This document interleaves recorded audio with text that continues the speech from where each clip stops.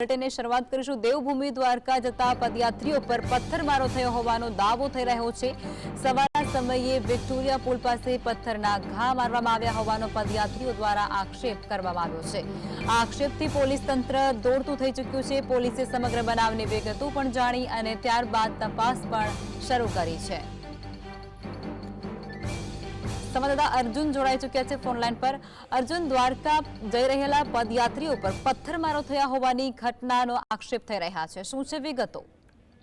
बिल्कुल थी लगभग जे रीते जे पदयात्रीओ जे द्वारका थी जामनगर थी द्वारका जे पदयात्रीओ जे छे ते पगपाळा जई रह्या हता त्यारे वहेली सवाરના जे રીતના જે પદયાત્રીઓ કહી રહ્યા છે કે વિક્ટોરિયા પુલ પાસે તેમને તો કોઈ 3 થી 4 જે 15 થી 17 વર્ષના જે વિધર્મી જે યુવકો છે તેમના દ્વારા તેમના પર પથ્થરમારો કરવામાં આવ્યો છે અને 2 લોકોને ઈજા પહોંચી હોવાનું જે ત્યારે હાલ જે પદયાત્રીઓ જે છે તે જણાવી રહ્યા છે। પરંતુ આ સમગ્ર મામલે ત્યારે પોલીસ હાલ તપાસ બનાવ આખું બન્યું છે કે કેમ અને શા માટે જે આવી આ પ્રકારની ફરિયાદ જે છે તે પદયાત્રીઓ દ્વારા કરવામાં આવી છે તેને લઈને પોલીસ તંત્ર જે છે તે હાલ ઊંડા માથે લાગ્યું છે। આ સમગ્ર મામલાની તપાસ હાલ જામનગર એલસીબી તેમજ બી ડિવિઝન પોલીસ જે છે તે ચલાવી રહી છે અને આગળના સમયમાં જે પોલીસ દ્વારા જે છે તે આ બાબતે જે ખુલાસો કરવામાં આવશે કે જે ખરેખર જે આ બનાવમાં હકીકત શું છે।